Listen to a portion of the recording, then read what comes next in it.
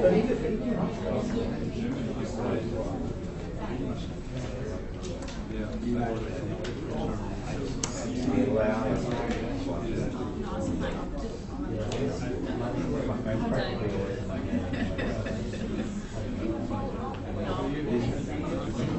afternoon, everyone.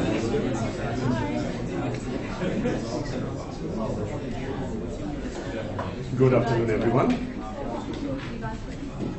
How are you? Good. Good.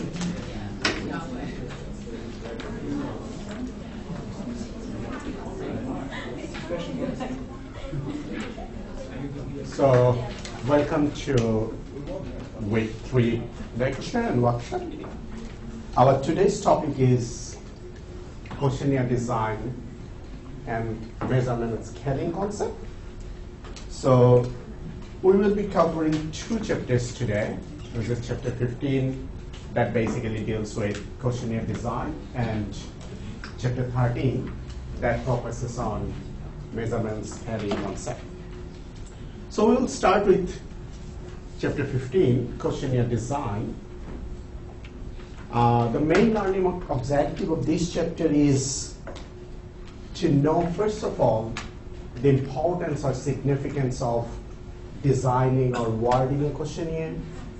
Then we will learn what are the different types of questions we can have in a questionnaire, some guidelines or rules for questionnaire design, and also questionnaire pre-testing and preliminary tabulation. These are the main topics we will be talking about in this chapter. So first of all, questionnaire quality and design, basic considerations.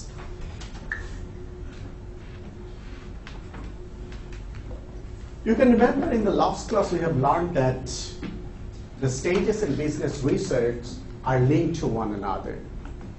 That means the stages that we have, problem definition, then determining the purpose of the research, designing a questionnaire, designing sample, collecting data, analyzing data. So all these stages are interrelated.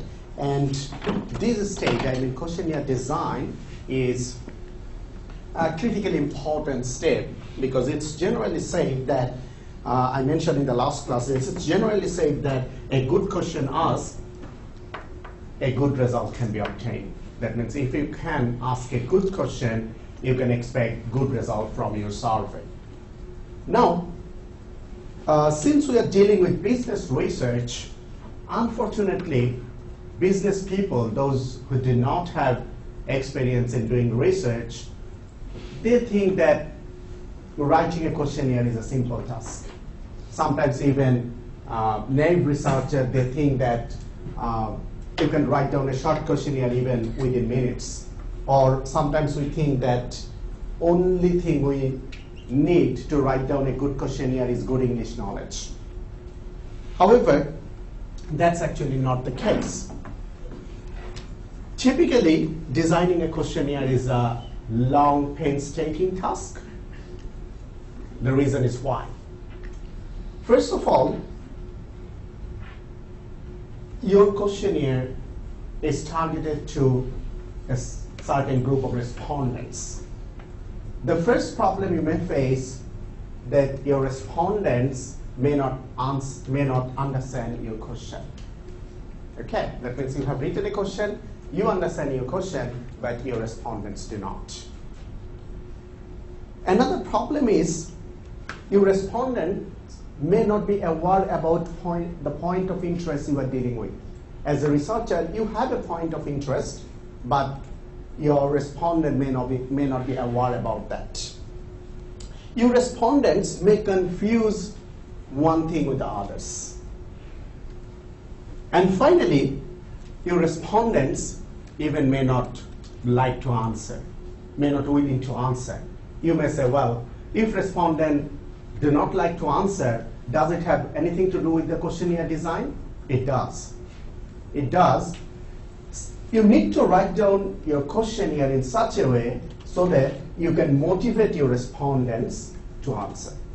You can motivate your respondents to take part in the survey. So designing a questionnaire or writing a good questionnaire definitely has a relation whether your respondents answer or not.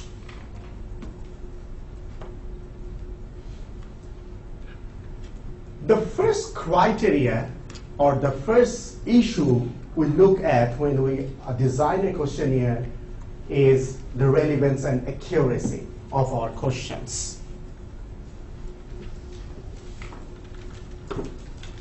So before we go to formally write down a questionnaire, as a researcher, we need to answer this question first. That means before we ask question to our respondents, we need to answer this question to ourselves first of all.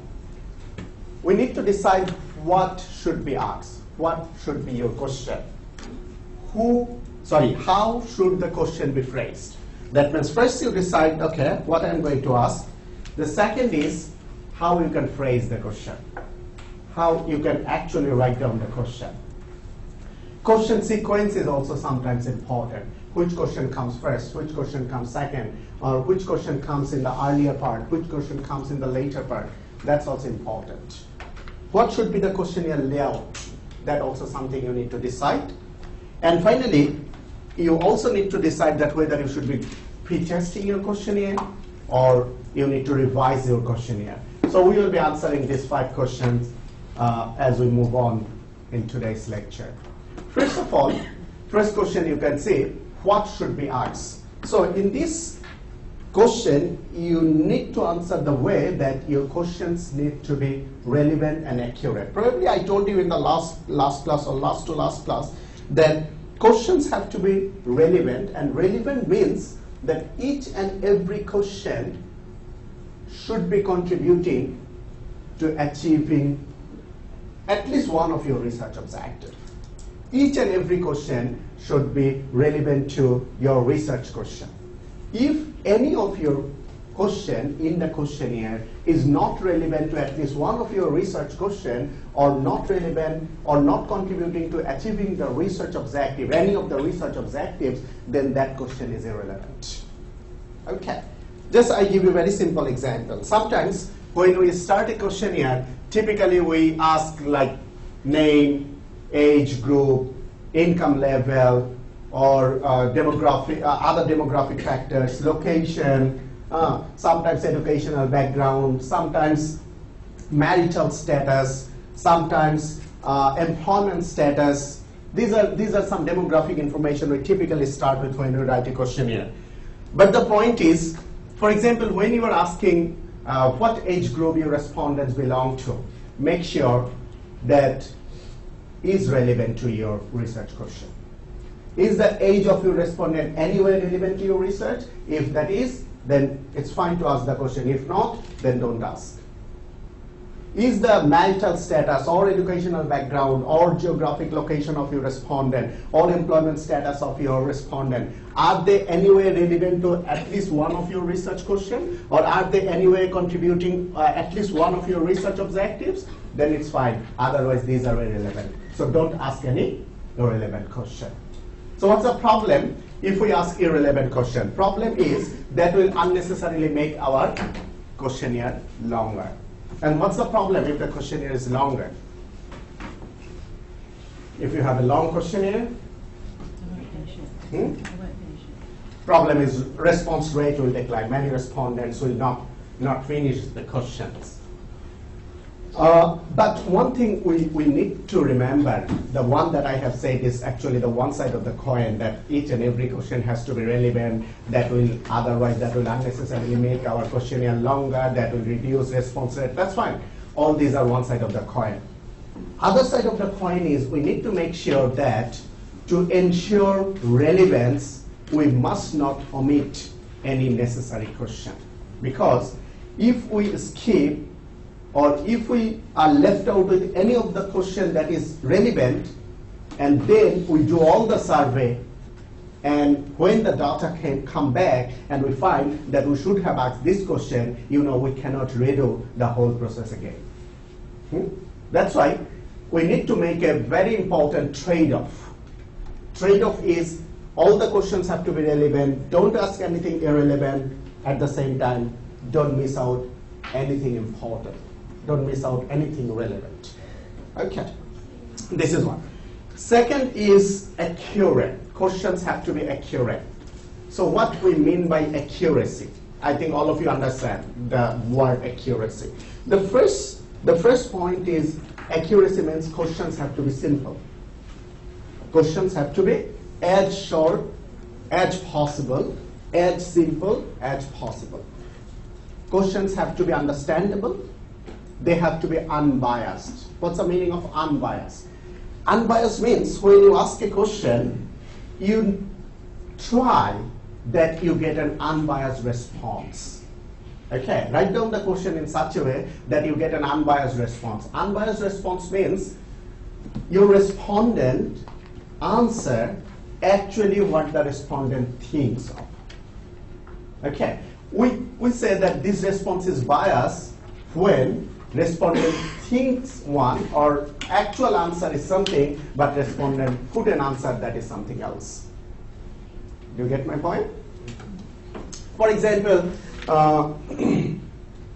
you are asking a question to your respondents that why did you buy a BMW car? So respondent answered that, well, that provides good mileage, that has a good longevity, it's a good car. But his actual response, what was in his mind was, because my neighbor has one. Okay, so why I'm giving you this example is you need to write down your question in such a way so that your respondents put the actual answer. Okay, because if the answer is something that's not the actual one, we call it biased response. Biased response will not contribute to achieving our research objective. Unambiguous, all of you understand the questions have to be unambiguous. We will see a lot of examples later, and also we should use like non-irritating words. We should use words that do not irritate our people, our respondents.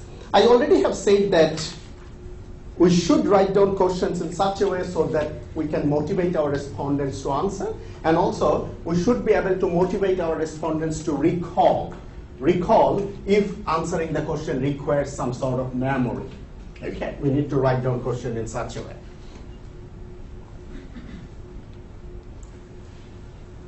So first question was what to ask. The second question is what should be the phrasing, how we should phrase the question.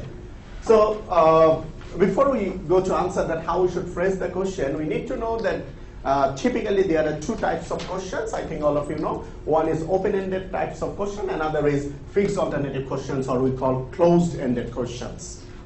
So if you see some examples here, for example, look at the questions at the top part of the slides. In what way, if any, could this product be changed or improved? I would like you to tell me anything you can think of, no matter how minor it seems.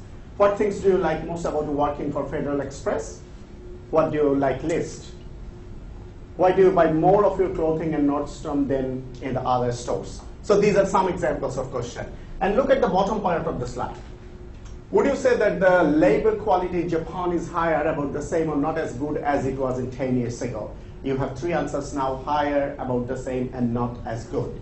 So you can see the first couple of questions, they are open-ended questions, isn't it? They are open-ended questions. So what an open-ended question is? Open-ended question asks the respondent to write down the answer in their own words. You will give some space, and you will ask your respondents to write down your answer. And then what about the fixed alternative question? Fixed alternative question, you can see that there will be some specific alternative answers, and you will ask your respondents to choose one of them. Okay? So these are fixed alternative questions.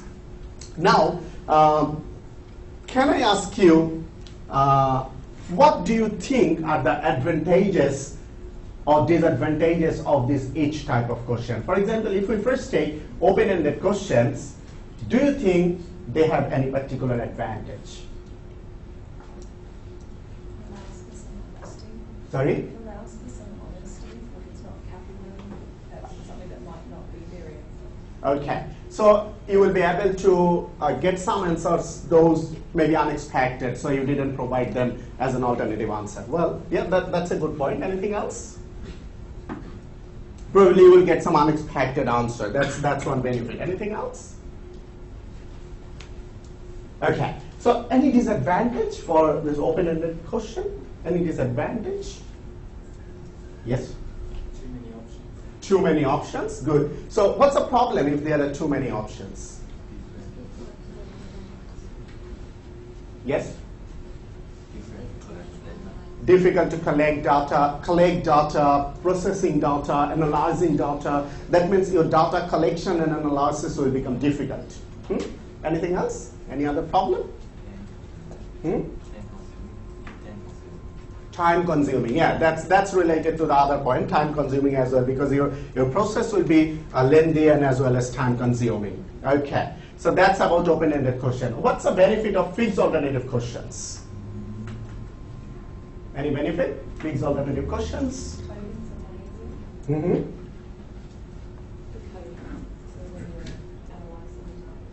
Okay, so the disadvantage that the open-ended questions have, actually the advantage for the closed-end question, isn't it? For example, for the open-ended question, as we said that we will have too many options, so it will become difficult to collect and analyze data. Now for fixed alternative questions, this is the advantage, because you have specific answers, so it will be easier to collect and analyze data.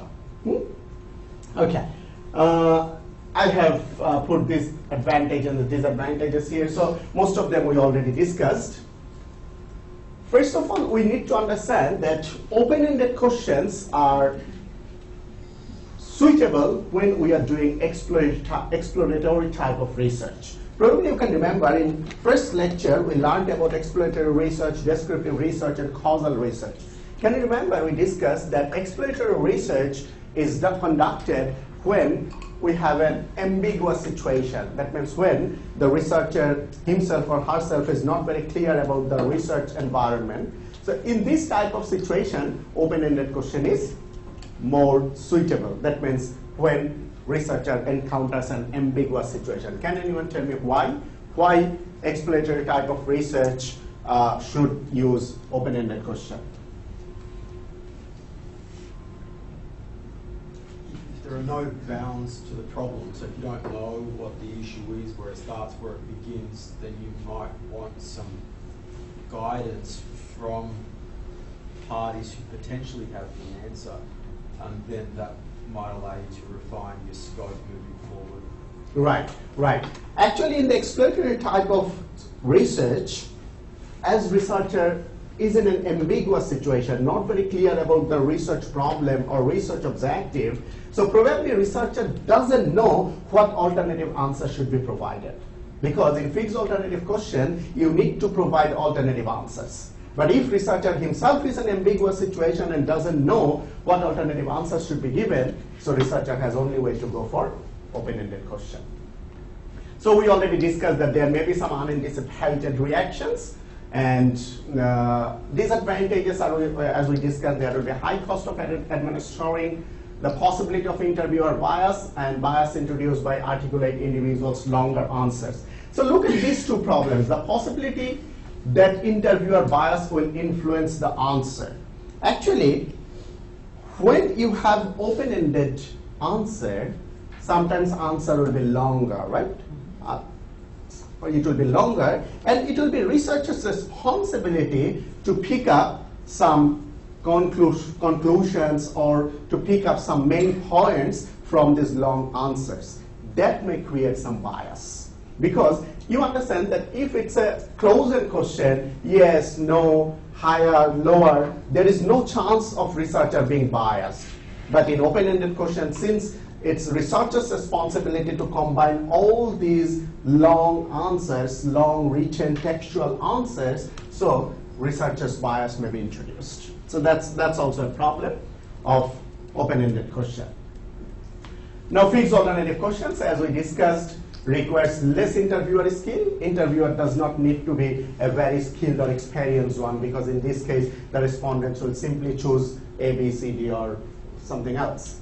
So take less time to answer, are easier for the respondents to answer and provides comparability of answers.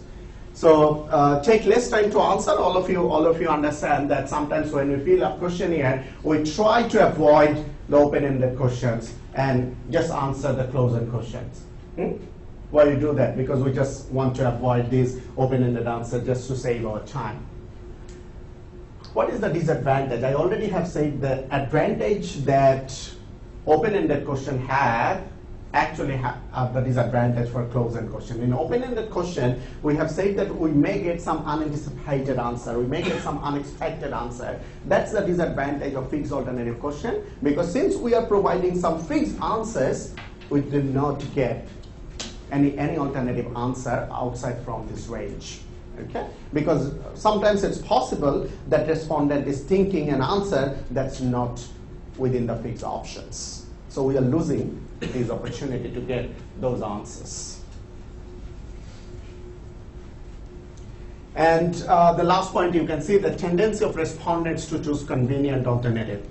Sometimes that's another type of bias. Sometimes we choose what's convenient one. We will discuss more about this point when we see examples. Given the advantages and disadvantages, probably you will agree with me that we use more fixed alternative questions compared to the open-ended questions. So that's why I will discuss some more points about fixed alternative questions. There are different types of fixed alternative questions. First of all, a simple dichotomy question, determinant choice question. Then in the next slide, we will see frequency, determinant question, and last of all will be checklist question. So there are basically 4 types of fixed alternative questions. So first of all is simple dichotomy question.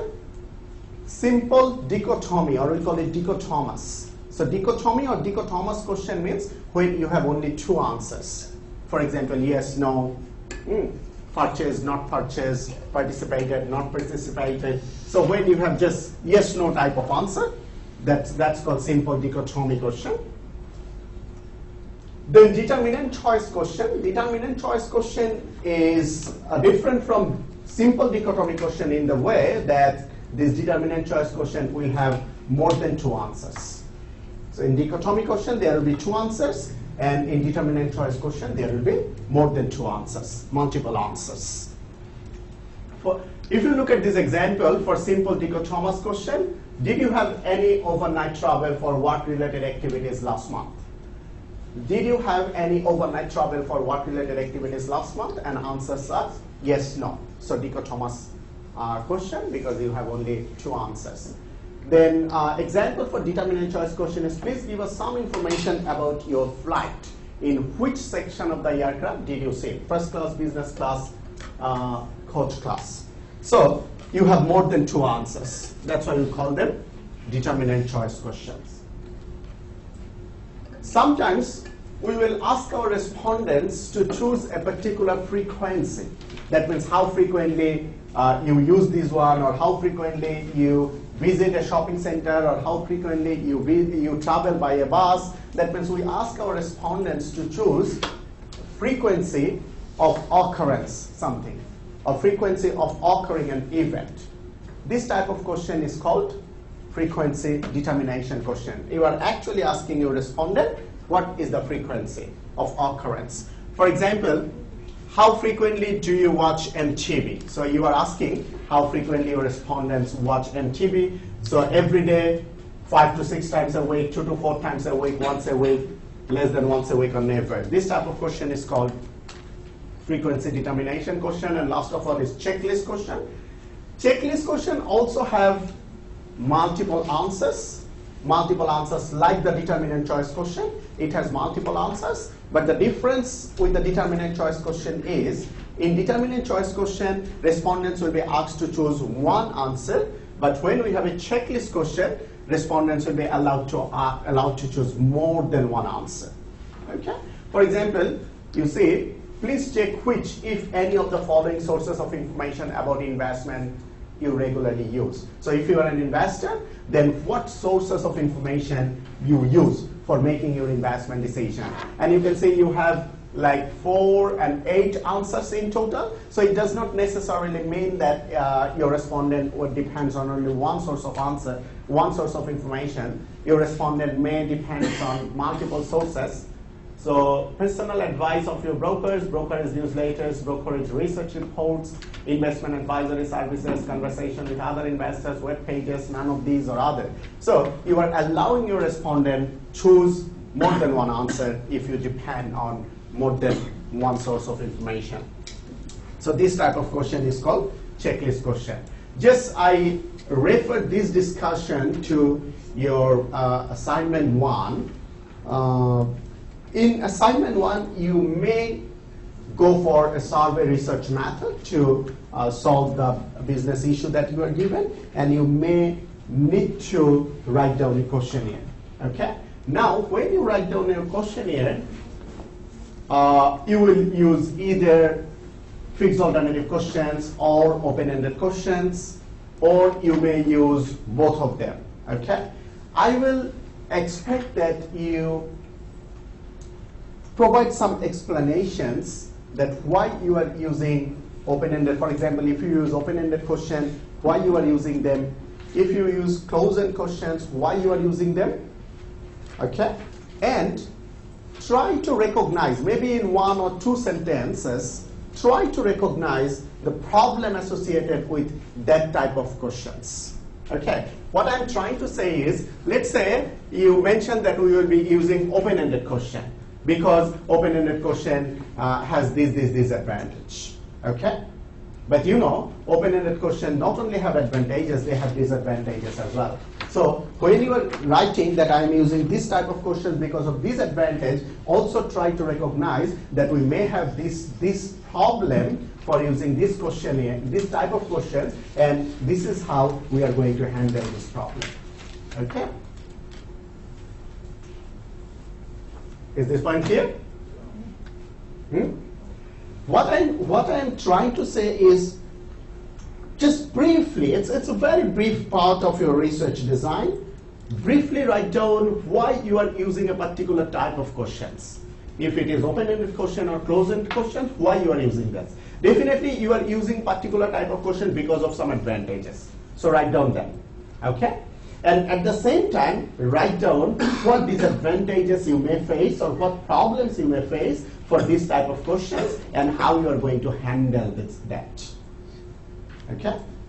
Just, it's actually will give an impression that you are recognizing the problems as well. You are not only, you are just not biased by the advantages, you are also recognizing the problems of this type of questions. Is it all right now? Okay. Now, just a simple point before we go to discuss some guidelines for preparing a questionnaire. Mood of survey, that you will also be suggesting in your research design, that what mood of survey you are going to use. So mood of survey, I mean, if you go for personal interview or telephone survey or internet survey, this mood of survey will dictate the way you write down your questions and answers. Because you understand that if you go for a personal interview, like if you go for a person-to-person interview, we will later discuss more detail about these different types of interviews. If you go for personal interviews, probably you are in a position to ask more complex questions. Yes or no? Because it's a personal interview. If your respondent has any difficulty understanding any question, your respondent can ask you. So you are in a position to ask some complex questions. But if you go for a telephone interview or maybe an internet survey, you have to be less complex. Your questions have to be less complex. You cannot ask a very complex question over phone. Your respondents will simply hang up. Okay. So this is the point we need to remember. So let's see an example. Sometimes we may go for a mail survey. Mail survey means, we send the questionnaire by postal mails to prospective respondents. Now, a postal mail has a question like this. How satisfied are you with your community? Very satisfied, quite satisfied, somewhat satisfied, slightly satisfied, neither satisfied, not dissatisfied, slightly dissatisfied, and so on. Okay, so that's question is for mail form of survey. Now think about this. If you use this question for a telephone interview, and you keep asking your respondent that, well, my question is, how satisfied are you with your community, and choose one of the following answer, then keep saying very satisfied, quite satisfied, somewhat satisfied, slightly satisfied. If you keep saying like this, do you think your respondents will be able to pick up the answer? No. Very unlikely, very unlikely. So, although this question may be suitable for mail form of survey, but this question may not be suitable for a telephone survey. Okay, so for telephone survey, what we can do is we can revise this question like this. For example, previously there was 9 answers, so we make them, instead of 9 answers, we make them 5 answers. So very satisfied, somewhat satisfied, neither satisfied or not dissatisfied, somewhat dissatisfied, and very dissatisfied. So 9 answers have been reduced down to 5 answers to make it suitable for telephone survey. Okay, so that's the point I'm trying to say, that how do you write down your question and how do you arrange your answers, how many answers you provide, all these decisions will be dictated by the mode of survey you go for. If you go for personal one, then it should be something like that. As I said, you can ask more complex question, but if you go for telephone interview or personal interview, probably your question should be more of conversational type, and that should be less complex and more simple. Now, some guidelines for constructing questionnaires or constructing questions. The first point we already discussed: avoid complexity. This is the first and foremost criteria, that questions have to be simple. Avoid all sorts of complexity. Like if you look at this question, when effluents from a paper mill can be drunk and exhaust from factories, smokestacks can be breathed, then humankind will have done a good job in saving the environment. Don't you agree that what we want is zero toxicity, no effluents? This is a question. So it's needless to say, it's too complex, isn't it? So it's definitely is not a very good question. Okay, just I missed one point when I was talking about different types of question. I mentioned these 2 points, then I will come back here. When I was talking about these fixed alternative questions and this 4 different types of fixed alternative questions, one additional point I want to mention, that when we go for these fixed alternative questions, we need to ensure 2 points. Okay, 2 points. One is the answers that we put as a fixed alternative answers. Answers have to be totally exhaustive. Okay, try to understand the term. Totally exhaustive. Answers have to be totally exhaustive, and they have to be mutually exclusive. Okay, these are the 2 points relevant to fixed alternative questions. They have to be mutually exclusive. This is the second point. Okay, so do you understand what I mean by answers have to be totally exhaustive? You understand the meaning of this? So I have to consider every possible option. Right.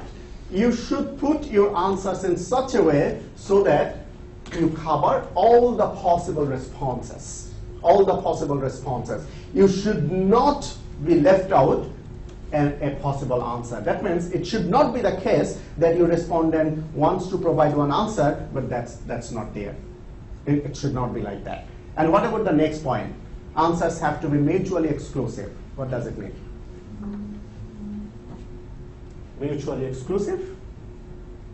Completely separate from each other. Completely separate from Completely separate from each other. Well, you know, mutually exclusive, when you say mutually exclusive, it means that acceptance of one must reject the other. So when you have 2 answers completely different to each other, it means that you have to choose only one. It's not that you can choose either A or B, or you can choose either B or C. You have to choose only one. And it should be like that if you choose A, you automatically reject the others. Okay. So that's mutually exclusive.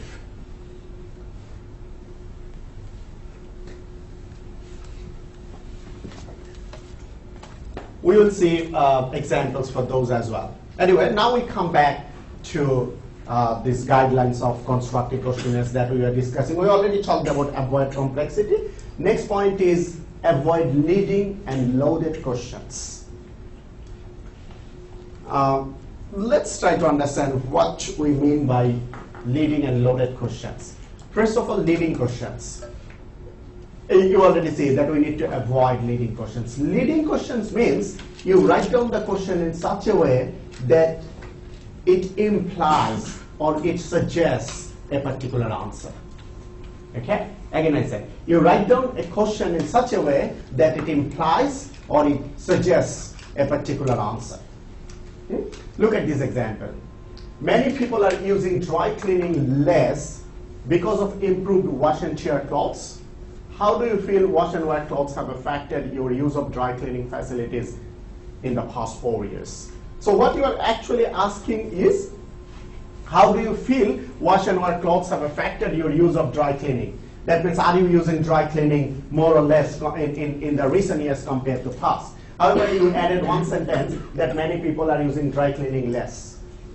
Okay, so it's something like that. Okay, this is a very popular one. This is a very popular product. What do you feel about this? Okay, so you are actually implying your respondent when you are saying, okay, it's a popular one, so you are implying your respondent or you are suggesting your respondent so that they say, well, yeah, good.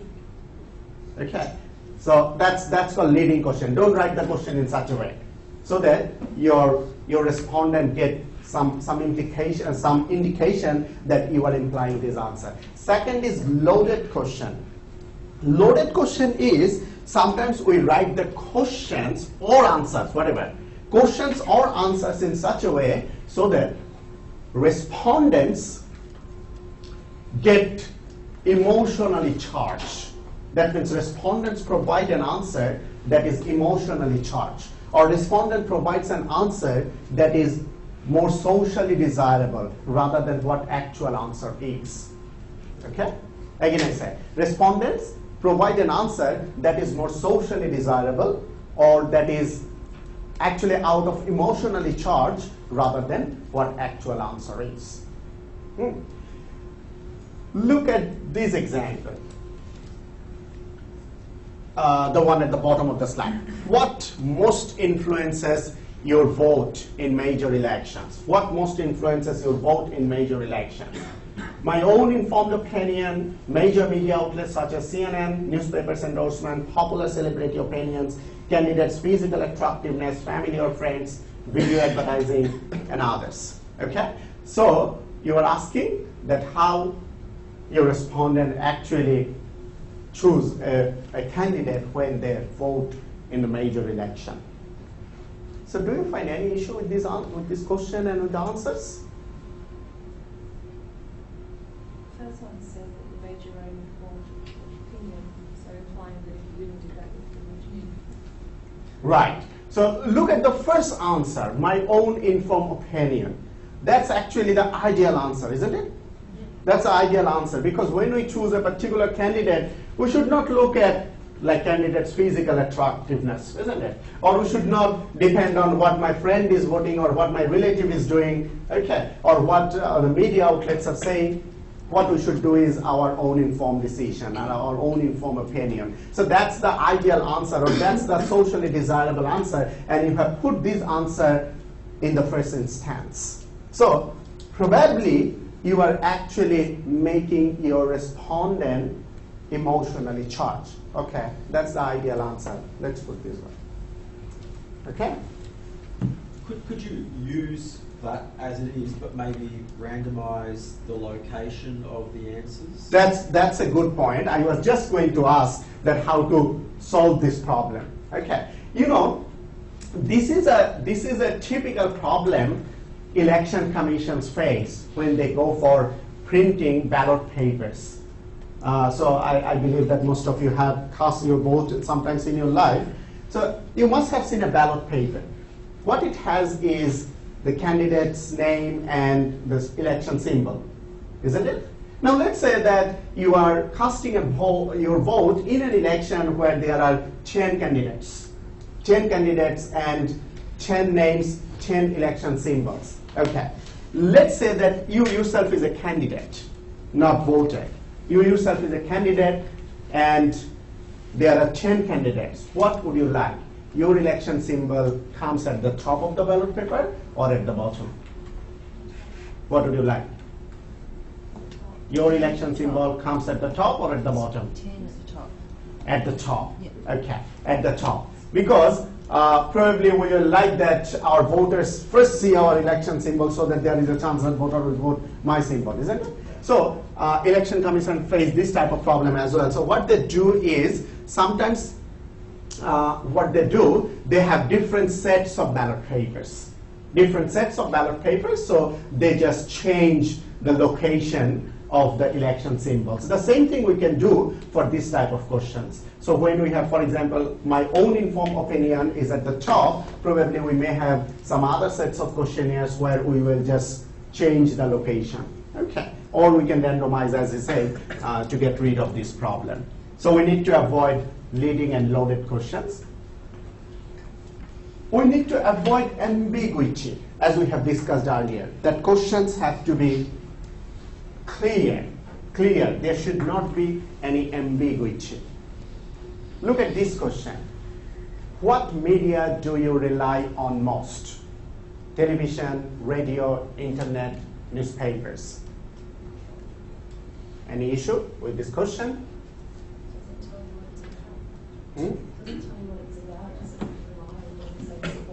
Good. What media do we rely on most?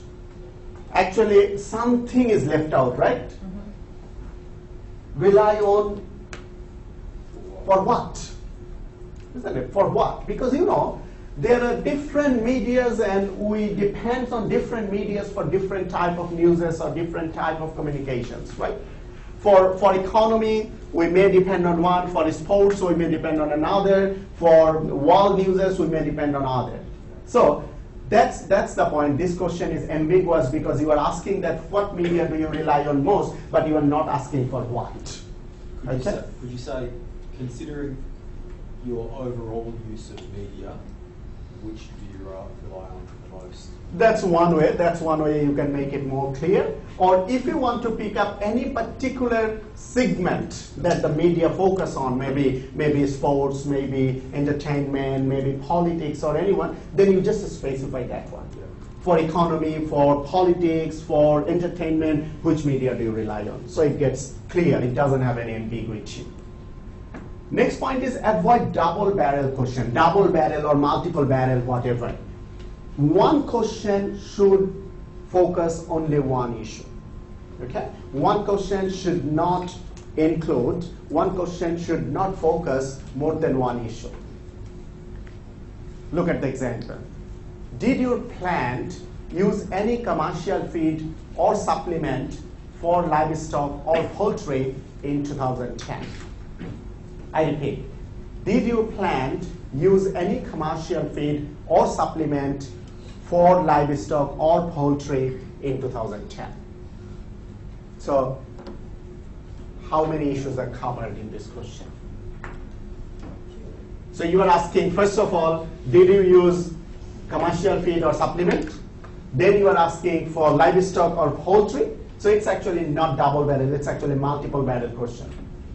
So if you respondent answer yes, what do you understand from that?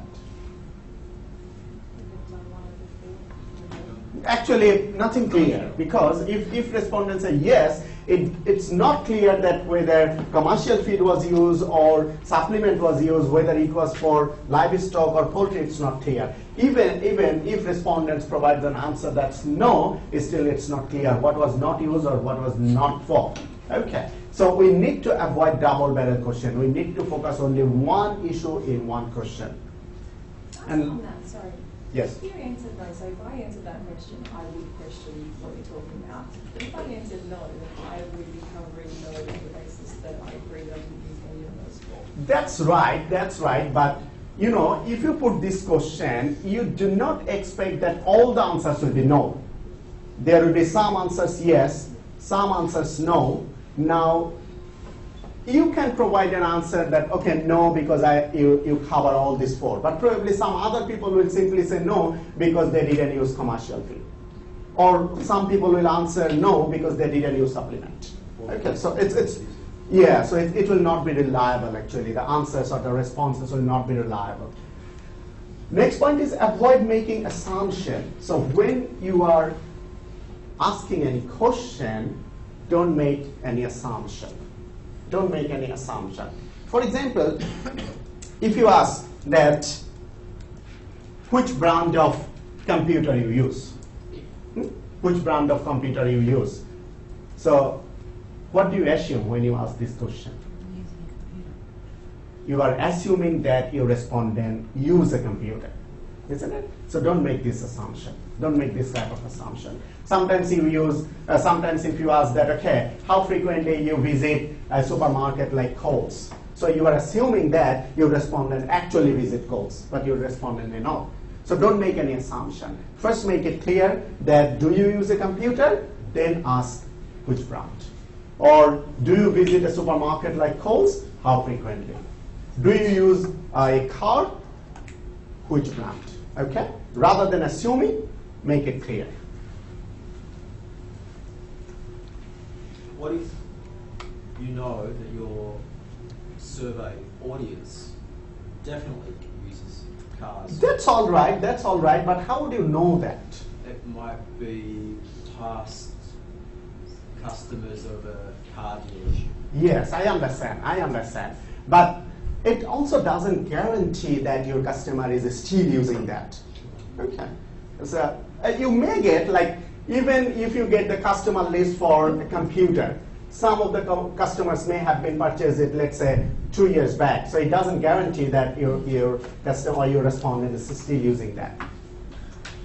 But if you are sure, if you are certain that your subsample or if your sample using computer or having a car, if you're certain about that, then it's all right. You can skip this question. For example, if you take a survey in this class, you don't need to ask which university you go to, and then you ask that how satisfied you are with your university experience, because you know all the respondents here go to Newcastle University. So if you can make sure like this, then it's all right. Okay, the next point is avoid burdensome questions that may tax the respondent's memory. Okay, I think you understand this sentence. You should not ask a question that too much depend on respondent's memory. Okay, for example, if you ask a question that, did you watch cricket match yesterday?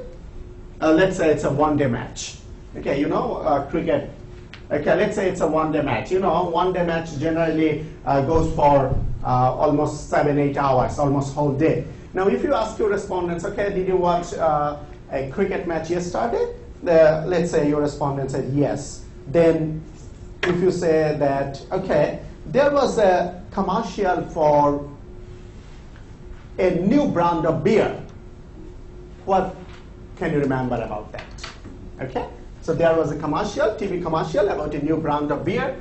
So do you remember anything about that? Well, apparently it's a good question. First of all, you are asking that did your respondent watch? Then was there was a commercial, and whether your respondents can remember. But you need to understand that that was a like 8 hours match, and probably there were hundreds of commercials. Now you are asking your respondents about a particular commercial, what he or she can remember. Probably that too much depends on respondent's memory. That's why we need to avoid this type of questions. And last of all, make certain questions generate variations, okay, or variance. What does it mean?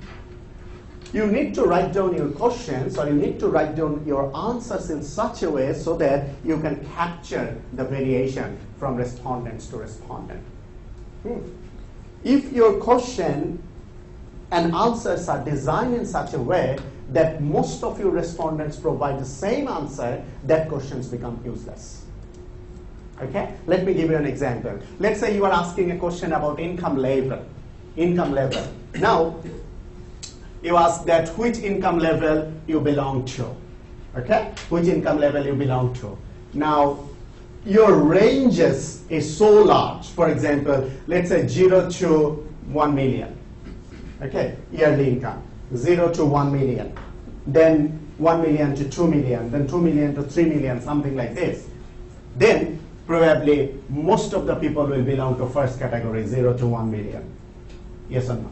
So you need to write down your answers in such a way so that you get different answers from your respondents. Otherwise, your question will not be useful.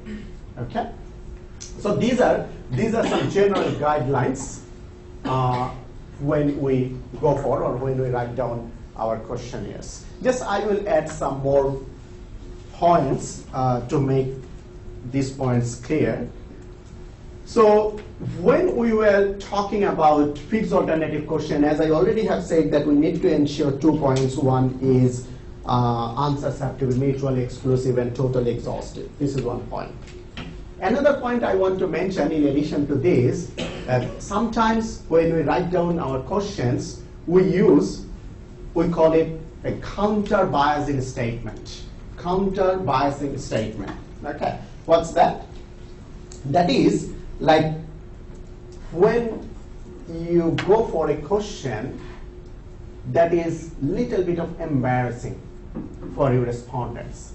So what you do is you add one sentence before that question just to make your respondent comfortable with the question.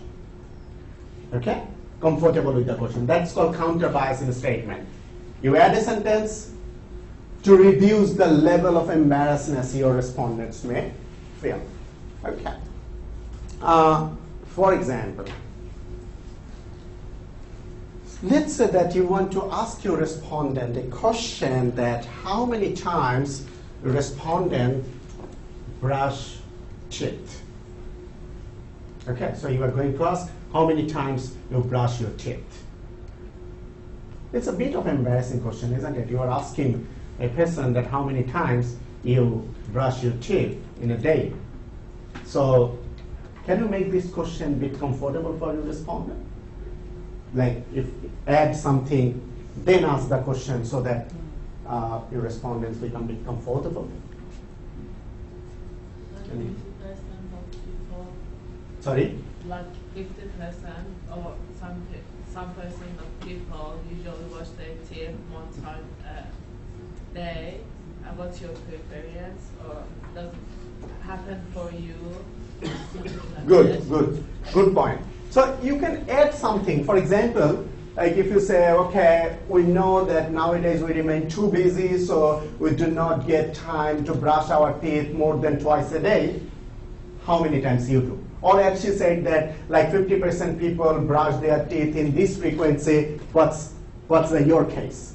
Okay. So what you are doing, this is called counter-biasing statement. So what you are doing is you're just adding something so that you get your respondents to answer the question. As I was saying at the start, that one problem when you write down your question is simply that your respondents do not answer. So counter-biasing statement is one strategy that when you have questions that you actually afraid of that your respondents may not answer, so you make the question more comfortable for them. Now, what is the best question sequence? Actually, there is no straightforward answer for this question, but we will talk about these points when we decide about our sequence. Order bias, we actually have discussed this point already. As we have said that if we set the questions or answers in such a way that may create some bias, because if we put what is more desirable, what is more acceptable answer at the first, then we may get some biased answer because the respondents choose the first answer.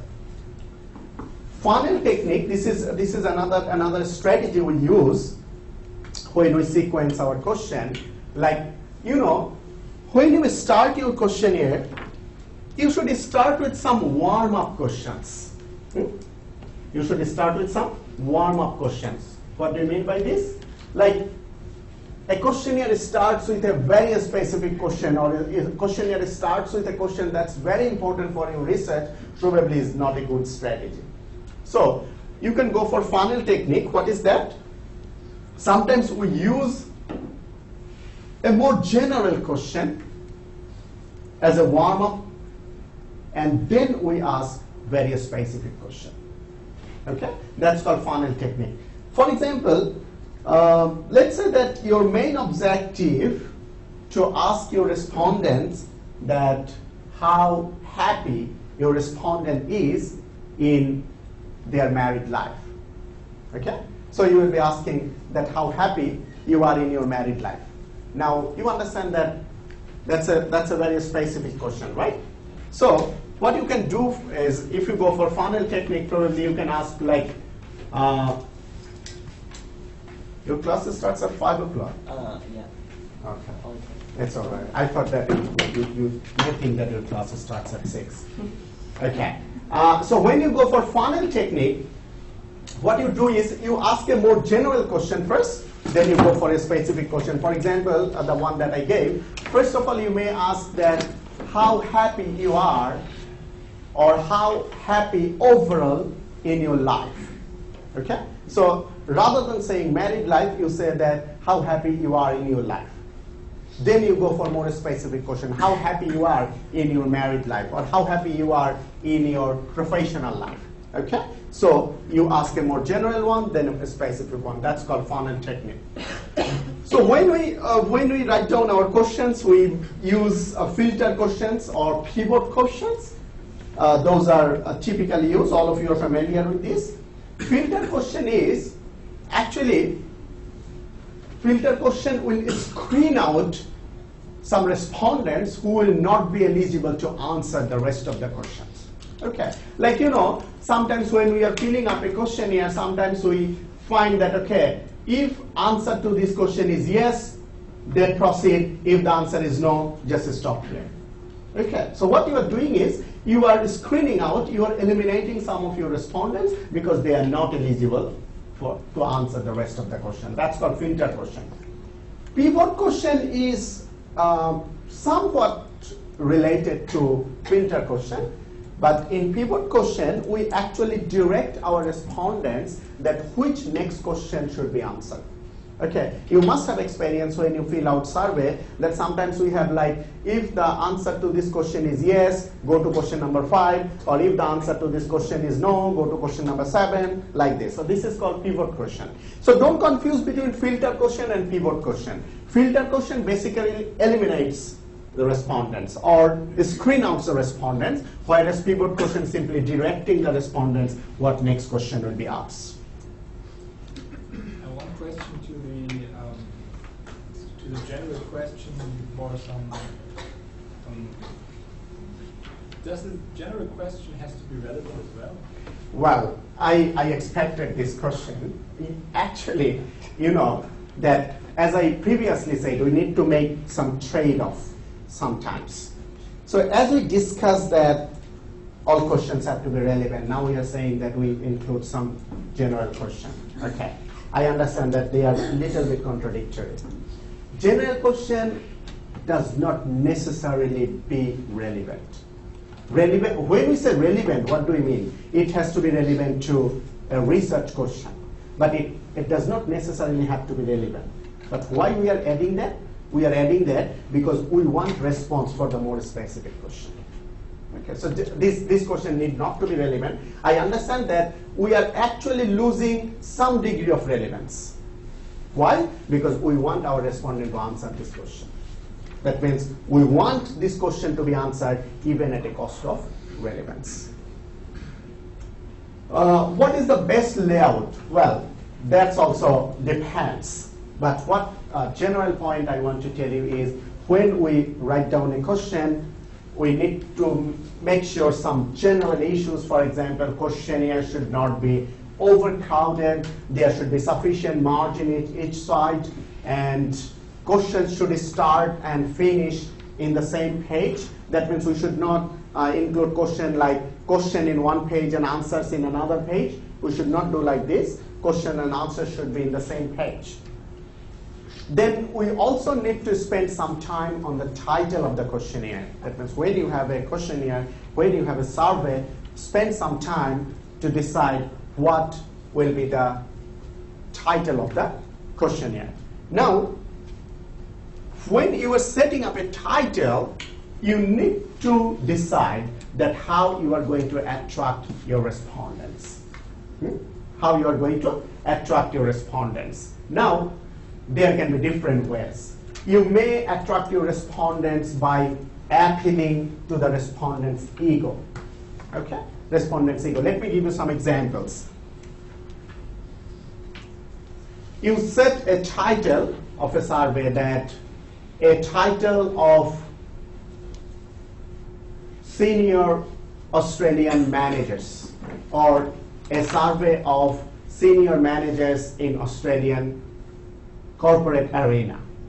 Okay? So what you are doing? You are trying to appealing to the respondent's ego. So when you put this type of title and send this questionnaire to some person, you are actually implying that the respondent is a senior manager in the corporate world. Okay? So you are trying to attract in this way. Sometimes you may try to attract your respondents by capturing interest of the respondents. For example, you can say, okay, it's a survey of frequent internet user. So you think that the people you want to take into your sample should be frequent internet users. So this is the way you try to capture respondents' interest. So that if respondents think, okay, I am a frequent internet user, so I should go for the survey. I should take part in the survey. So try to capture respondents' interest. Sometimes you may write down a title just to let your respondents know that this is a very important one. This is a very important survey. For example, you can write a nationwide survey of blood donors. So you are informing your respondent that it's a nationwide survey and it's of blood donors, so it's something of importance. So try to let your respondents know that it's important. Sometimes you may clearly mention that it's a very confidential survey. This is another way you can attract your respondents. So you can say that it's a confidential survey of Australian doctors. Okay? So this is how you are attracting that it's a confidential survey. Only doctors can take part. Okay? So the point I'm trying to say that be very mindful, be very catchy when you set a title of the questionnaire. Try to attract your respondents. Now I just want to spend a few moments explaining the internet surveys. I know that almost all of you have participated in some sort of internet surveys. So I'm just will spend some time here because you know nowadays internet survey is the most common one. And in your assignment, if you mention that you will go for internet survey, you may provide a very brief description how the survey will look like. I mean, how the questionnaire will look like. So we generally use a software, we call it graphical interface software, GUI, to design this questionnaire. And you know that you need to decide that what will be the layout of your questionnaires. Like when you go for internet survey, it can be paging layout or it can be scrolling layout. You know, you must have seen this survey that sometimes surveys are designed in such a way that if you answer one question, then you go to next page, then next page, then next page, it proceeds in this way. So it's called paging layout. Or you just answer one question, then you scroll down to answer the other questions, you scroll down, down, down in this way. So that will be actually a scrolling layout. So you can go for paging layout or you can go for a scrolling layout.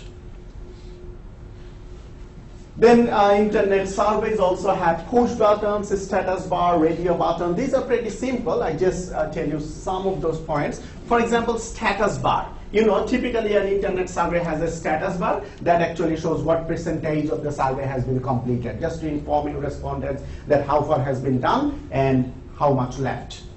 There are sometimes push buttons like submit, open, close, that actually used to do some actions. Radio button, like you have some circular button, so if you click that becomes activated and others become deactivated. you may use like drop-down box, check boxes, open-ended boxes, pop-up boxes, and so on. So yeah, sometimes you use open-ended boxes. So even if you have close-ended answers, you may have open-ended boxes. So you allow your respondents, if the respondent has any other answer, so that respondents can write down. And like pop-up boxes or drop-down boxes are somewhat similar. Sometimes you will see that we use some pop-up boxes that usually remain hidden, but like if we hover our mouse cursor around it, it just comes up with some additional information.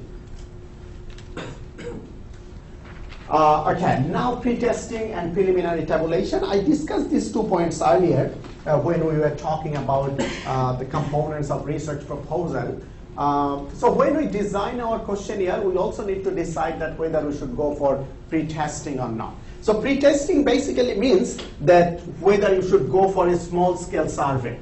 Okay, that means before you send your questionnaire to your entire sample, you may send the question to a smaller sample that will be actually a miniature of your main sample, just to get the idea that your respondents are answering your questions the way you are expecting, or your respondents are understanding your questions. And also from this pre-testing, get the responses and tabulate your answers, tabulate the answers that you get. So that will give you an idea. When you tabulate the answers, that will give you an idea whether the results looks like the way you are expecting. So if you find anything like beyond your expectation, probably you need to revise.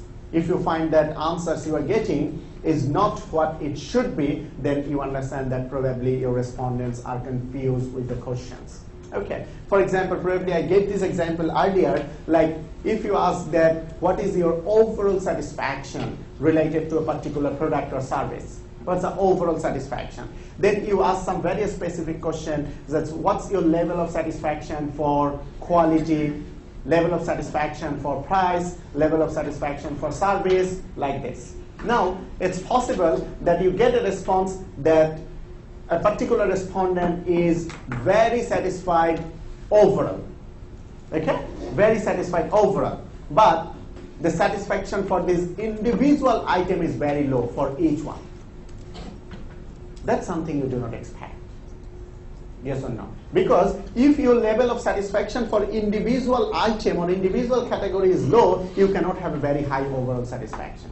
So it might give you an indication, or you might give you an idea that probably your respondents are not understanding the question carefully. That's why the answers are inconsistent. You may need to revise the questionnaire. That's the purpose of pre-testing and preliminary tabulation. I think one last point from this chapter is back translation. Sometimes we may need to translate questionnaire from one language to another language.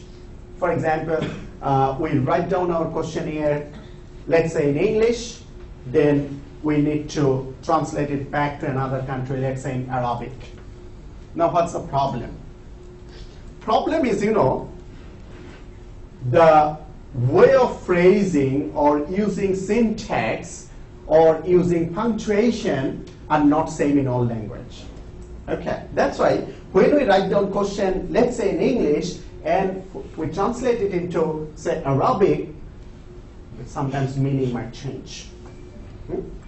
So what we need to do? We follow a very simple strategy that we call back translation. So what we actually do here is, first of all, we write down the questionnaire in one language, translate it into another language that we want to. Then we translate these questionnaire back to its original language by a different independent translator. Then we compare these two to check that whether the meaning of these two sets of questionnaire are same or not. Is this point clear or not, what I said? What I'm trying to say is, you write down your questionnaire in English first. For example, you translate it into Arabic. Okay? Then you that Arabic questionnaire translated back to English by a different translator. Then cross-check these two, the original one and the translated one. Since the translated one is done by a third party, an independent translator from Arabic to English, and the first one was originally written in English, then you can cross-check that whether they have the same meaning or not. This is one way you can cross-check that whether your questions have the same meaning or not. So if I summarize this chapter, we have learned some basic criteria for good questions and guidelines for writing a good questionnaire. Any question, any problem up to this? In our workshop session, we will see some examples of some questions extracted from different questionnaire, and we will try to critically evaluate these questions, what are the problems and how we can solve these problems. Any question from this chapter? So now we will move to chapter 13, that's measurement and scaling concepts.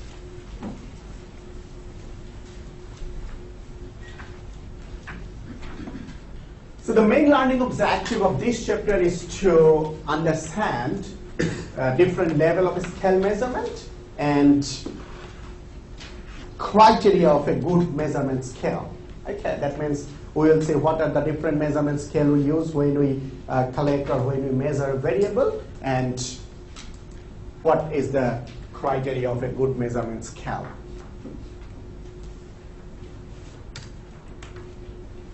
So first of all, when we say measurement, what we actually want to mean is we want to measure something. Okay, we want to measure a concept, or we want to measure a phenomena.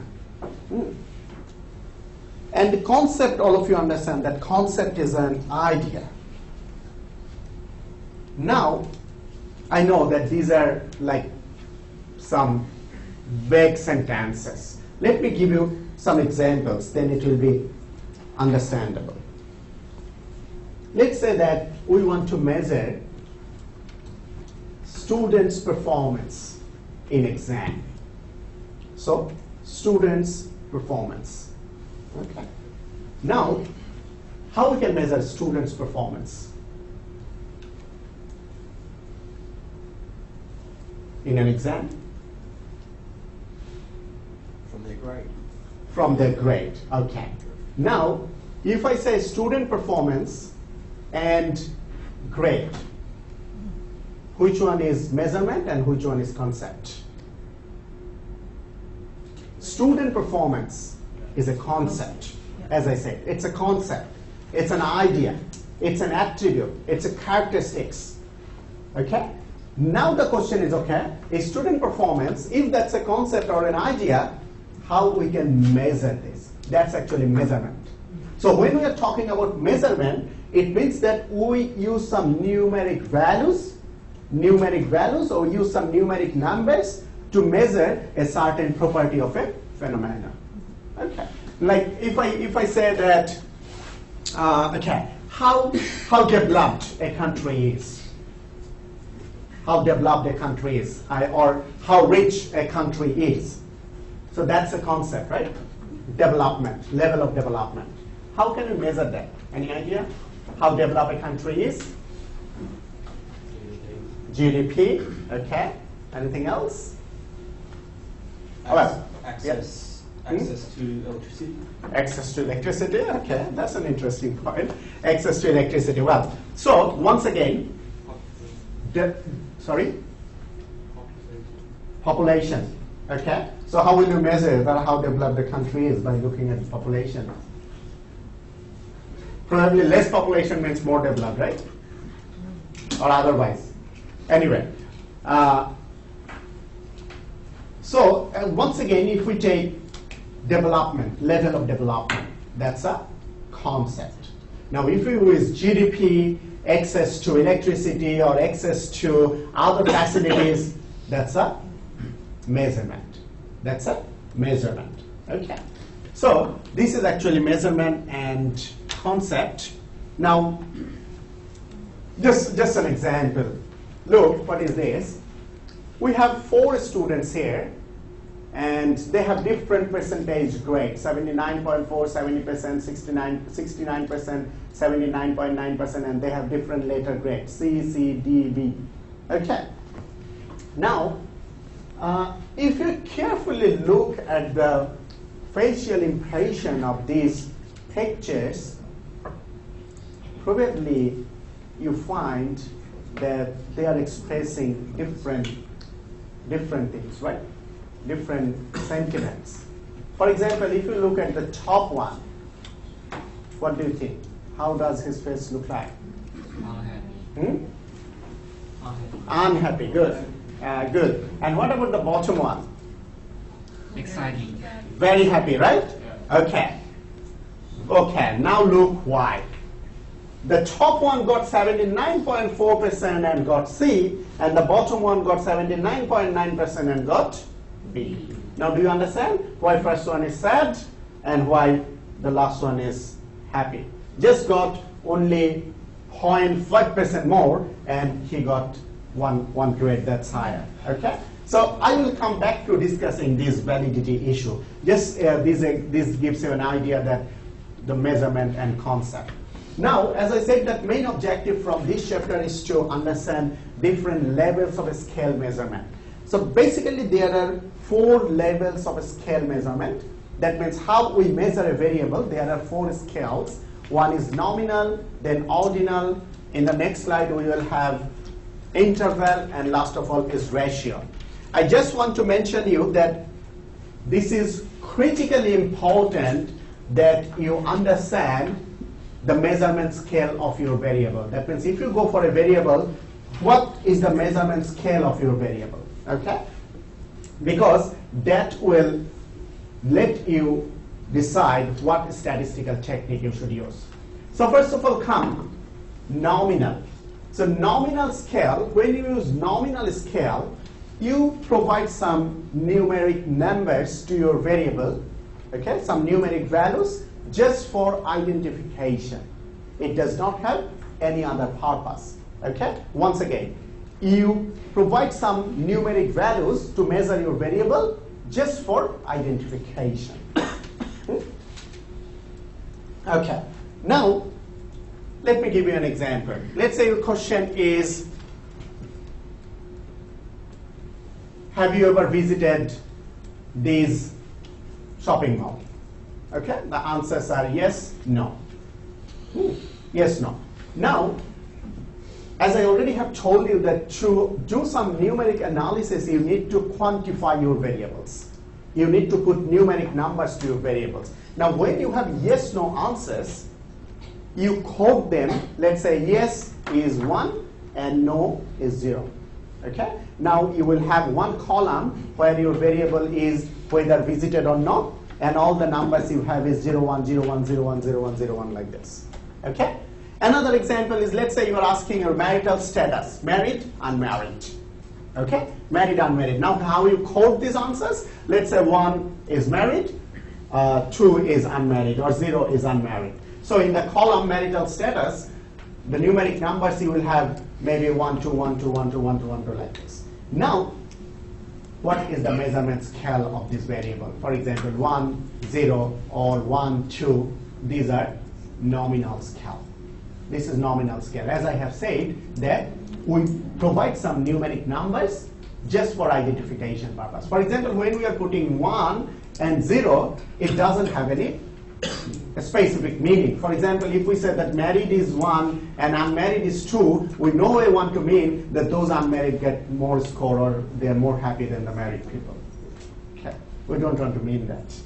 Okay, so these 1, 2 are simply for identification purpose. That's called nominal scale. Then ordinal scale. When we go for ordinal scale, that means if our variable is measured in ordinal scale, once again, we provide some numeric numbers. Okay? We provide some numeric numbers, but now these numbers represent some degree or some sort of ranking. Okay? Some sort of ranking.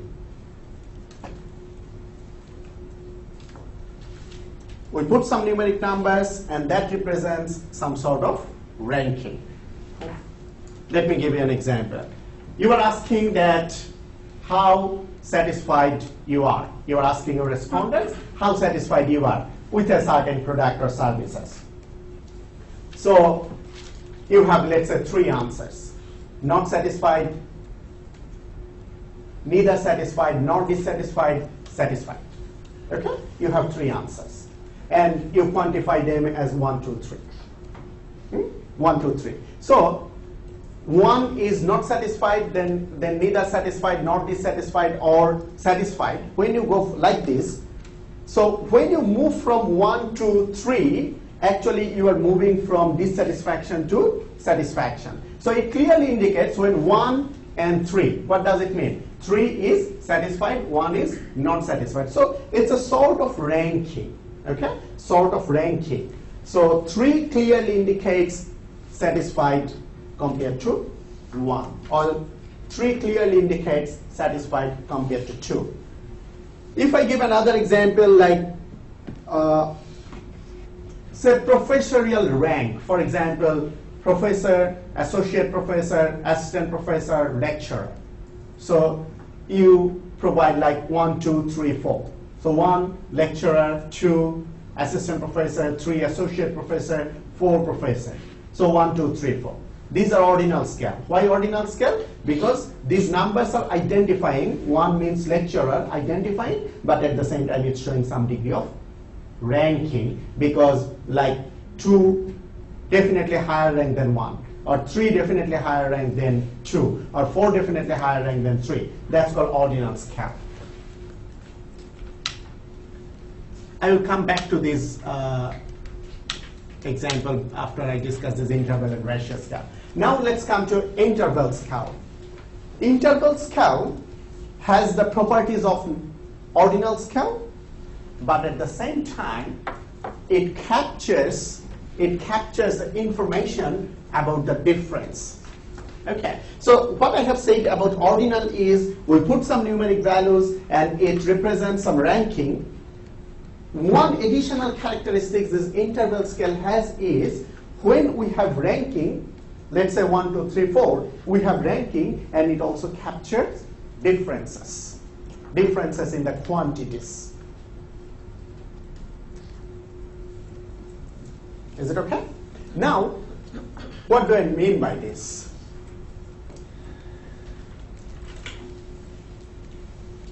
If we say that, as if we take the previous example that lecturer, assistant professor, assistant full professor, 1, 2, 3, 4. Now, if I say grade point average, students' GPA, grade point average, 2, 2.5, 3, 3.5. Now, what's the difference between these 2 examples? The first one, 1, 2, 3, 4, representing professorial rank, and the second one I said is grade point average 2, 2.5, 3, 3.5. What's the difference between these 2? Any idea? Okay.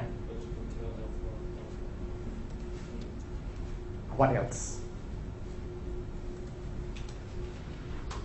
The number has an actual linkage to the property of the thing that's being measured. Property of the things measured, and at the same time the difference, as I said. For example, when you are thinking about professorial rank 1, 2, 3, 4, you can see in each case the difference is 1. Okay. So what you definitely understand that, okay, 2 is higher rank than 1, 3 is higher rank than 2, or 4 is higher rank than 1, but how much? It doesn't have any significance, does it? Like each cases there is 1 difference, so it does not have any significance. So it does not capture the difference. However, when I say grade point average 2 and 2.5, 3 and 3.5, what we understand is 2.5 definitely outperforms 2, and by how much? 0.5. 3 definitely outperforms 2, how much? By 1. And this has a meaning, that means it has a significance. Okay, so it captures the difference. That is interval scale. And what would the ratio scale? That's the highest level of measurement, highest level of degree of measurement. So it has the properties of interval scale, once again, interval scale. But what additional characteristic it has is it represents absolute quantities. It represents absolute quantities. I give you a very classic example in this case. If, let's say, you don't have any money in your pocket, so someone asks you that how much money you have in your pocket, you say 0. Okay? And you are dealing with temperature, and at this moment, temperature is 0 degree Fahrenheit. Okay? 0 degree Fahrenheit. What's the difference between these two zeros? First one is you don't have 0 money. Second one is temperature is 0 degree Fahrenheit or 0 degree Celsius. What's the difference? In 10 is the baseline. Which The one? money, the money one. Okay.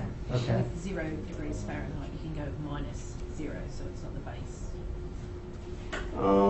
Well, that's not the main point I want to mention by this example.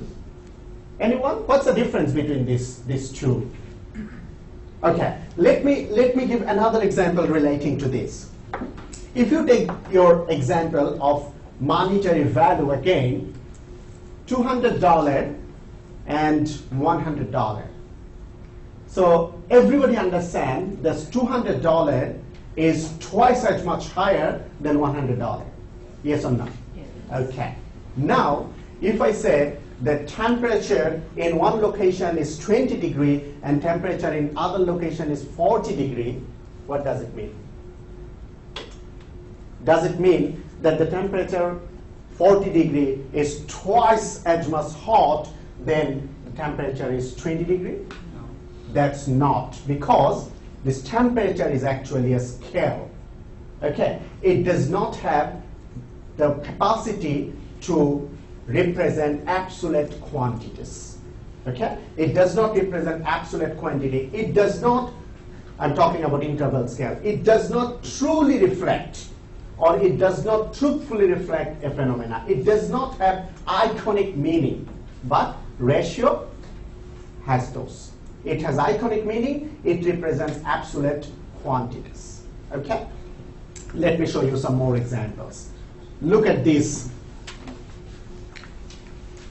Oh, I said that I will go back to that diagram. Look at this example first, then we will go back to there. So first of all, look, there is a horse and jockey over it, and you can see there is a number 7. Okay? So what's the purpose of this 7? It's simply identifying this horse. Yes or no? Yes. That's actually nominal scale that we say, that we put some numeric values just for identification purpose. Then if you look the second one, you see 5, 6, 7, so show, place, and win. 5, 6, 7, once again, they are actually identifying these 3 horses, but it has one additional feature. What? It's showing a ranking. Definitely you understand that 7 is ahead of 6, and 6 is ahead of 5. However, it doesn't capture what's the difference. Okay, are you with me? And now look at the third one. Once again, 5, 6, 7. Now, show, place, and win. You can see the difference, 1 second and 20 seconds. So still these numeric values, 5, 6, 7s, they are identifying, they are showing some ranking. At the same time, it's capturing these differences. Okay? So now 7 is 1 second ahead of 6, and 6 is 20 seconds ahead of 5. So that's the interval scale. You show ranking, but one additional feature is you capture the difference. And last of all, look, last of all is number 7, and it has 1 minute 59, 2 by 5 seconds for 1 and quarter miles. So as I said that, ratio scale has one additional characteristics, that it represents absolute quantity. Okay, as I said, $100. So it does not need to have any ranking or any scale or anything. $100 itself has a specific meaning, has an absolute quantity to represent. So that's the ratio scale. Now we go back to the table. Now look some more examples carefully. Nominal. So student ID number, yes, no, male, female, buy, did not buy, East region, Central region, West region. So these are some examples of nominal. Okay? For example, if you say yes, no, 1, 0, male, female, 1, 0, or 1, 2, buy, did not buy. So all these are example of nominal. Then if you go for ordinal, don't forget, as I said, that it will show some degree of ranking. So what you see, please rank your 3 favorite movies. Choose from the following: dissatisfied, satisfied, very satisfied, delighted. Then indicate your level of education. Some high school diploma, college degree, graduate. So all those are ordinal. Then what about interval?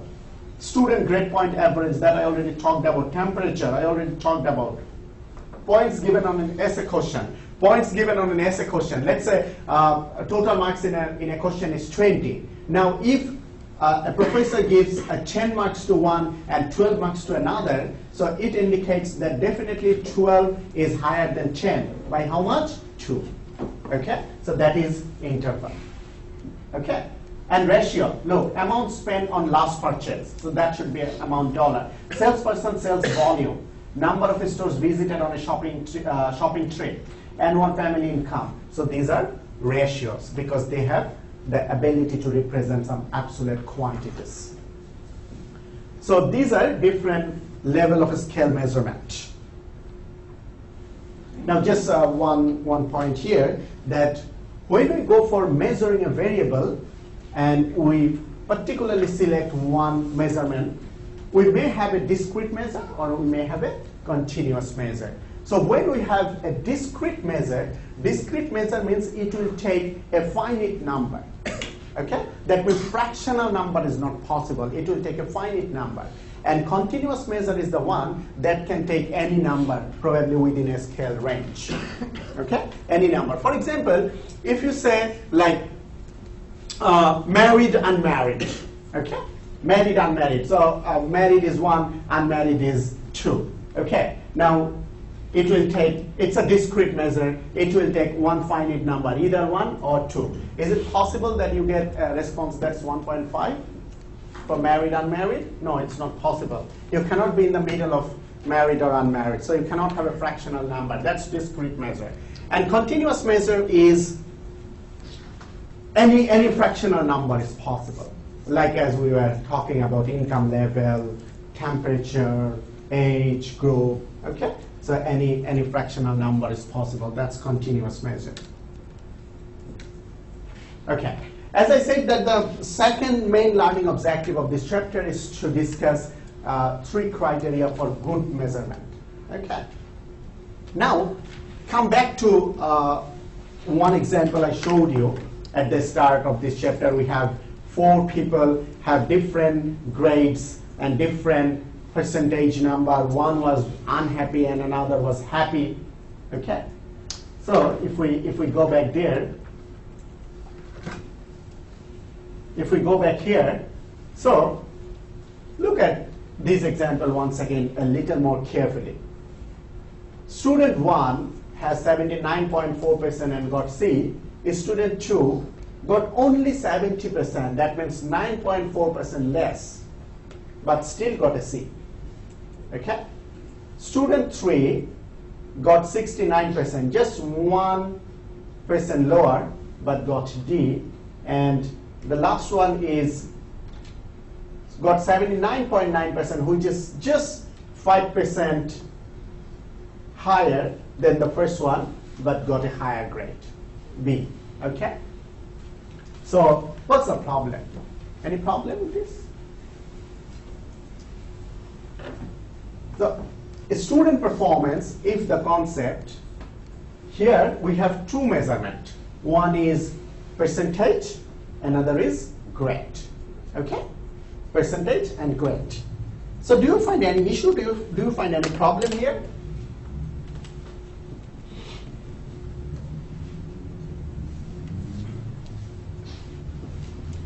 There's only 10% difference between the lowest and the highest, Okay. and it doesn't give you a clear indication of the, I guess, the level of effort when you get 84 and your final mark, and you were that close to an HD. Right. So a measurement, when we use a measurement to quantify a variable, it does not mean that measurement is free of any criticisms. As I was asking you that if you want to measure that how developed a country is, one of you said GDP, another said access to electricity, another said population. Okay, now each of these measurement will have some advantages, some disadvantages. For example, here, as you see that 70% got C and 79.4%, so 9.4% higher is still got C. So probably this measurement is not very well capturing the differences. Okay? So that's actually the quality or criteria of measurement. The measurement that we are using should have some qualities. First of all is reliability, then we will be talking about validity, and last of all is sensitivity. First of all, reliability. So when we say reliability, then the measurement scale that we use, reliable means it's free of random errors. Free of random errors.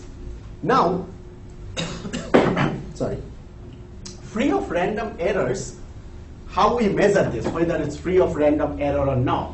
Actually, we check internal consistency. We call it internal consistency.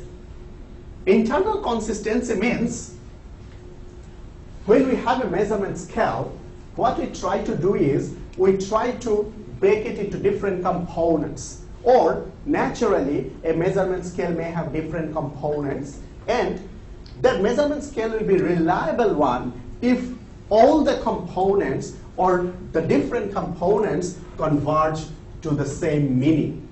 Okay? Converge to same meaning. Then we call it a reliable one.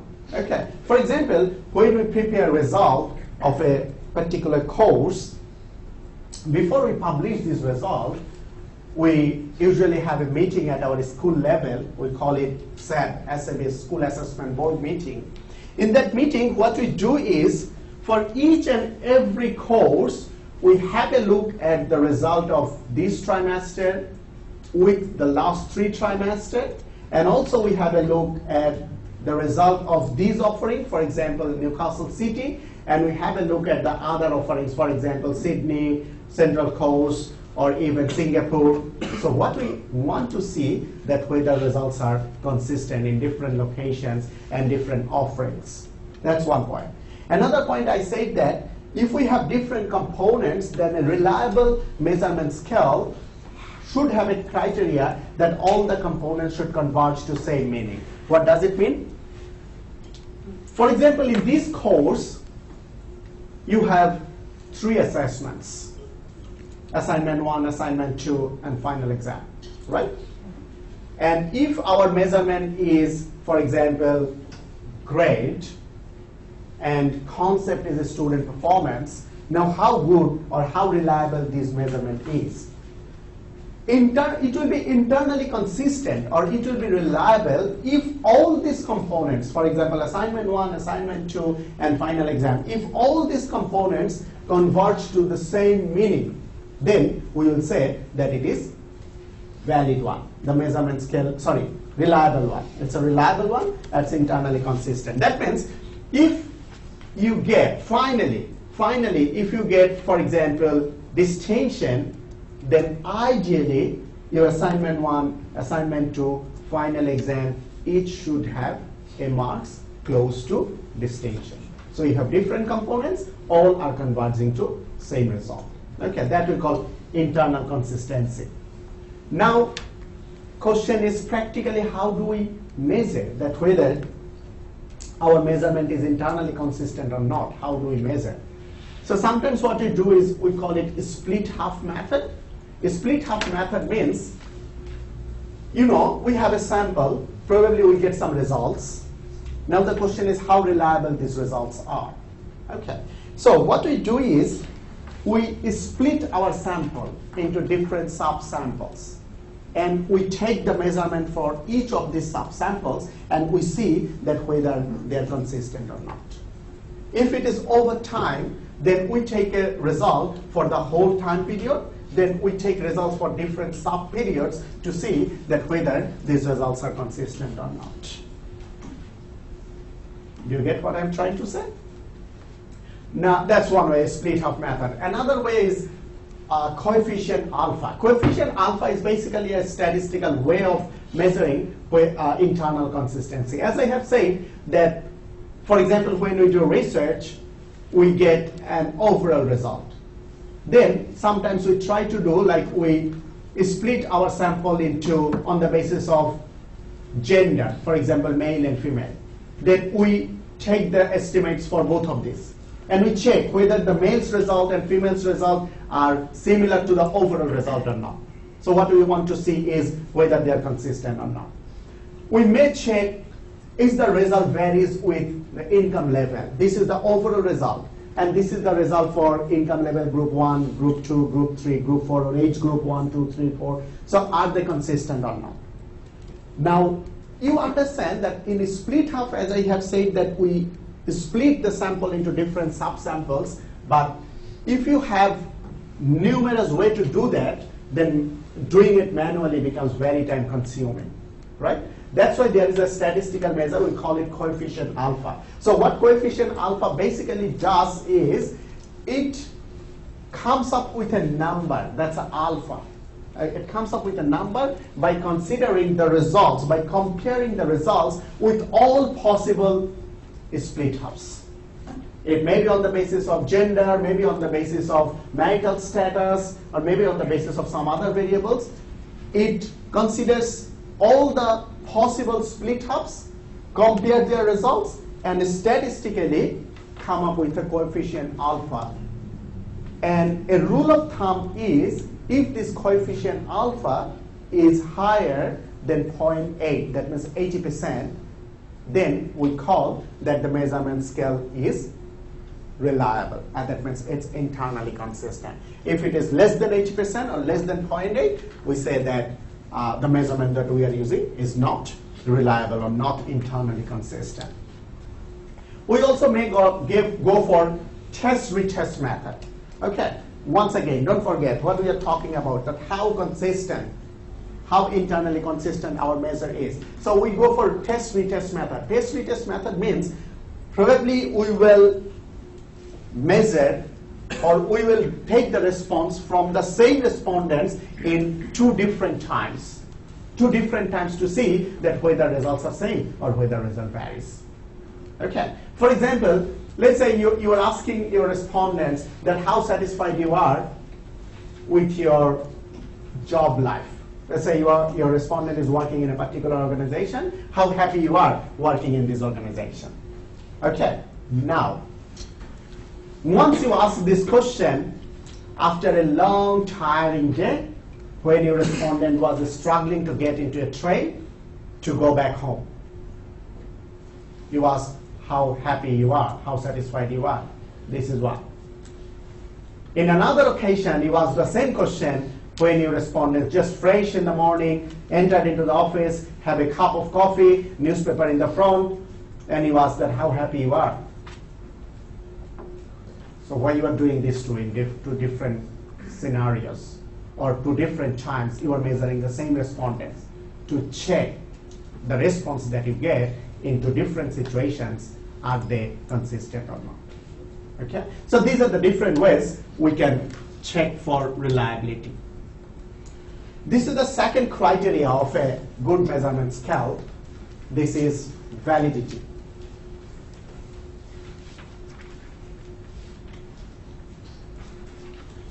I indicated this point earlier, that validity is how well or how accurately our measurement scale represent the concept.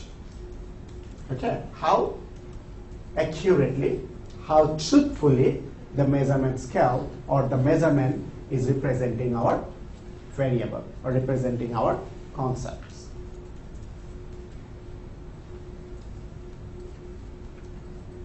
The question that I was asking you a few moments back, that which country is the most richest one. Actually, I got this question from my daughter. She is 11 years old, and she was once asked me, the daddy, which is the richest country in the world? I became little perplexed, and I said that, well, that's not an easy question to answer. Then she said that, well, that is easy. I said that, which one? And she said, USA. So I asked that, why USA? She said, well, because USA has the most richest man in the world, or the highest richest man in the world is in USA. Okay, so look, what she's thinking, which is the richest country, I mean, richness of the country can be measured if that country has the richest person in the world. Okay. Now, when I was asking you that how developed a country is, you said that, okay, we should go for GDP. So you understand that a concept can be measured by different measurements. Question is how accurately it can measure. Okay. Now let's say something, what we do practically. When we do some practical research and we use one measurement scale, how we can convince our maybe client that it is a good measurement or it is the best measurement? How we can convince? Any idea? Where that measurement scale is widely accepted or adopted as being a good and reliable indicator of the thing being measured. Okay, your point is good. If we take the same example as one from there, saying that, okay, GDP is a measure for indicating how developed a country is, and you say that access to electricity. Now, how we can reconcile these two answers? Well, using the GDP example, and I use electricity because GDP was taken by someone else, you could justify use of GDP by saying the United Nations uses this as a measure of a country's wealth or whatever. Okay. So that's anything else. That's one way I understand that we can provide an example. Okay, UN has done this, or some other previous research has done this. So sometimes if your client says, okay, who cares what UN does? Okay. So one thing, in addition to justifying that UN has does this or previous research has does this, what sometimes we practically do is we use one measurement scale,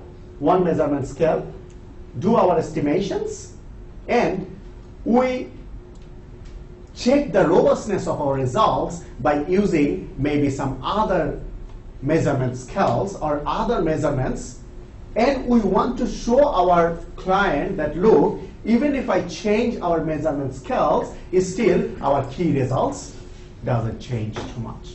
So that's another way we can justify. For example, if we take GDP, okay, all of our estimation is done with GDP, but probably some of our key results can be derived by using, as you said, access to electricity, and if we can show, well, when we are using different measurement scale, if still our key results are same, probably we will be able to convince. That's one way we actually check the validity of our measurement scale, that how truthfully or how accurately it's measuring the concept. This is the last quality of a good measurement scale, sensitivity.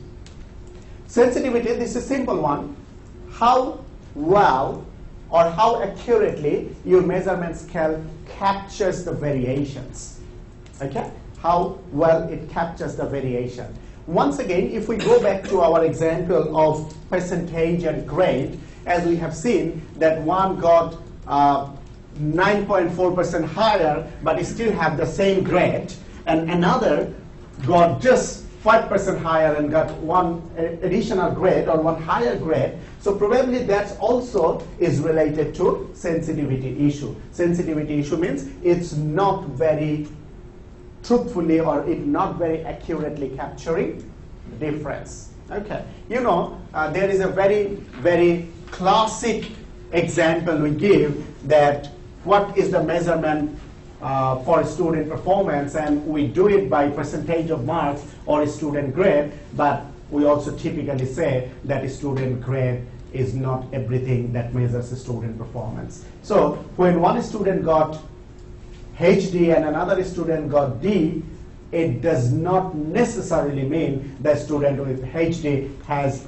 superior knowledge in all aspects compared to the other students. So a good measurement scale should be capturing difference accurately or truthfully. That's the criteria or quality. So we discussed 3 qualities of good measurement scale. A good measurement scale should be reliable. That was the first one. That means should be internally consistent. The second one was validity. That means it should truthfully represent the concept. And the third one is sensitivity, means it should accurately capture the difference from respondent to respondent.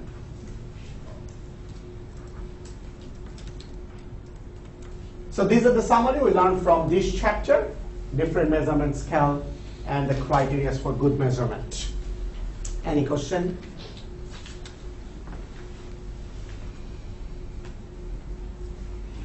Okay, then this is the end of our lecture session, and we will see after 5 minutes in computer lab in our building.